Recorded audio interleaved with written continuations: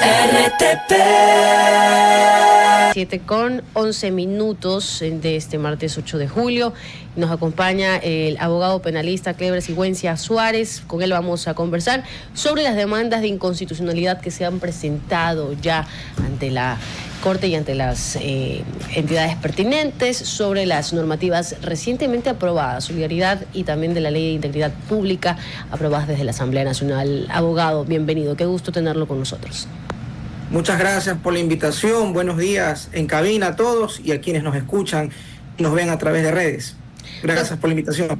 Doctor, conversando el día de ayer con sindicalistas y con profesionales también que se agrupan a través de los gremios pertinentes, que han presentado las demandas de inconstitucionalidad en cuanto a la Ley de Integridad Pública. Me voy a referir en cuanto a los artículos que refieren sobre todo en el tema de los servidores públicos y las evaluaciones de eficiencias. Hay muchas incógnitas sobre qué se quiso hacer en la normativa cuando ellos consideran que si la opción era achicar, por ejemplo, el tema de los servidores públicos, al contrario de lo que se ve en la normativa, es que quieren aumentar las cuotas políticas.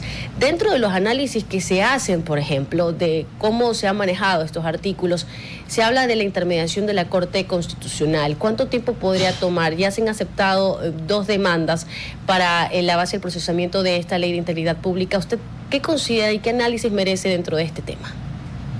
Puntualmente hablando, la Corte Constitucional tiene la competencia de poder establecer la inconstitucionalidad o no, en este caso de las normas, las leyes con carácter urgente. La Ley Orgánica de Garantías Jurisdiccionales y Control Constitucional establece tiempos muy puntuales que le dan a la Corte no más allá de un mes para poder resolver las demandas de inconstitucionalidad. Hemos visto que a través de medios de comunicación se puede apreciar de que son varias las demandas, tengo entendido que entre 7 a 10, lo cual haría de que incluso la Corte Constitucional, y ya se habla de esto, que la Corte Constitucional tenga que unificarlas en cuanto al tema de la materia y poder pronunciarse, sobre todo porque ya son leyes que están en rigor, están ya dentro del ordenamiento jurídico, que están en vigencia y que merecen una atención prioritaria, una atención urgente para evitar que en lo posterior se cometan algún tipo de arbitrariedades y sobre todo actos que vulneren derechos constitucionales. Pues le damos la bienvenida a nuestro compañero Nino Casanelo. Bienvenido, Nino. Muy buenos días, Ramón, a todo el panel. Cleber, ¿cómo estás? Buenos días. ¿Qué tal, Nino? Buen día. Qué gusto saludarte. A propósito de lo que planteabas, cuéntanos un poco, regresemos a la Ley de Solidaridad, la primera de las dos.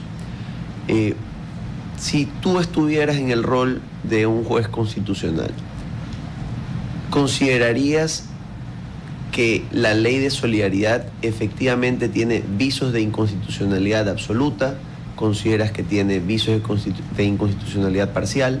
¿O consideras que tal y como fue aprobada cumple con el estándar, digamos, del mandato estructural de la Carta Magna? ¿Qué opinas? Yo pienso que no hay leyes perfectas. Hablar de inconstitucionalidad absoluta, en definitiva, personalmente no lo creo. Sí creo que hay cosas en las que hay que ajustar y de las cuales se ha hablado, y esa es la tarea de la Corte Constitucional, sobre todo en cuestiones de forma, en cuestiones tal vez de que ya estaban reguladas en leyes inferiores a la Constitución y que por lo tanto la Corte a través de sus sentencias modulativas podría incluso tratar de mejorar el contenido de la norma y que al momento de que se aplique esta no pueda tener ningún tipo de cuestionamiento, en lo posterior se pueda hablar de violaciones a derechos constitucionales. Por ejemplo, con el nuevo criterio de aplicación de la prisión preventiva para delitos conexos al conflicto armado interno, ¿qué opinión te merece? Yo pienso que en ese caso la normativa está muy acertada. Sin embargo, hay otros temas, como las cuestiones estas de las técnicas investigativas previas, que ya también se ha conversado mucho en cuanto a la discrecionalidad que se tendría para poder interceptar llamadas, poder pedir información de carácter reservada, el mismo tema de los allanamientos, cuestiones que ya estaban reguladas en el Código Orgánico Integral Penal. Bien, y ahora hacia la Ley de Integridad Pública. Vamos a centrarnos particularmente en el incremento en el régimen correccional a menores de edad. Desde tu perspectiva como penalista, en tu formación como criminólogo, ¿consideras que esto va a tener una incidencia real en la desarticulación de la cooptación de menores en bandas ¿O crees que son otras medidas concomitantes o sustitutivas las que debieron haberse implementado tal vez? Pienso que sí, va a tener resultados positivos, porque en definitiva va a poner a pensar a estas grandes mafias delictivas que captan a menores de edad para poder insertarlos en las bandas. Evidentemente ya ahora ya no sería tan atractivo en cuanto al tema de las medidas socioeducativas, y creo que si hay una correcta aplicación, una correcta interpretación de las normas en cuanto al ámbito judicial, esto va a tener resultados positivos. Sin embargo, pues esta no va a ser la solución absoluta al problema. Recordemos que científicamente hablando, el tema de la delincuencia juvenil va más allá de la cuestión de la pena, sino más bien un tema de tratamiento al menor, tratamiento adolescente, políticas preventivas que permitan evitar que los adolescentes formen parte de los grupos criminales.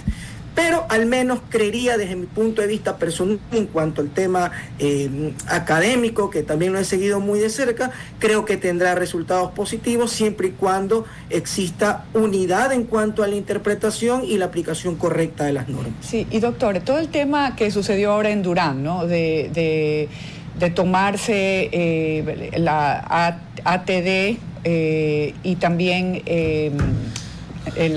los bomberos en sí. ¿Usted cree que es necesario hacer todas estas estrategias contra el crimen en todos los GATS del país, poco a poco, hasta ver, o sea, justamente en los territorios que son más conflictivos? Gracias por la pregunta. A ver, la intervención del Estado siempre es requerida únicamente cuando ya los otros medios institucionales no son eficaces, y siempre la intervención del Estado será de manera excepcional. Hemos visto que en los actuales momentos se ha requerido la intervención eficaz por parte del Estado, poder recabar información, tratar de purgar las instituciones públicas que vemos que han sido inclusive cooptadas por las mafias criminales, y veo muy positivo que el Estado intervenga en las instituciones siempre y cuando existan también el respeto a los límites y el respeto a los derechos. Es decir, no por el hecho de que el Estado intervenga puedan vulnerarse los derechos de las personas. Bien, quería aprovechar, Clever, para tocar un tema importante, digámoslo así, en la Ley de Integridad Pública, y tiene que ver con el nuevo proceso de eventual evaluación de los jueces, ¿no? Si tú estuvieras a cargo de este proceso, ¿cuáles serían las aristas que utilizarías de acuerdo a la normativa aprobada para tratar de lograr la tan anhelada depuración de la función judicial a partir de estos casos de última data? ¿Y cuáles serían los indicadores? Ahí voy un poco más allá, a veces la gente se queda en el problema coyuntural. ¿Cuáles crees que son los grandes nudos críticos que también evitan que la función judicial pueda gozar de esta reestructuración?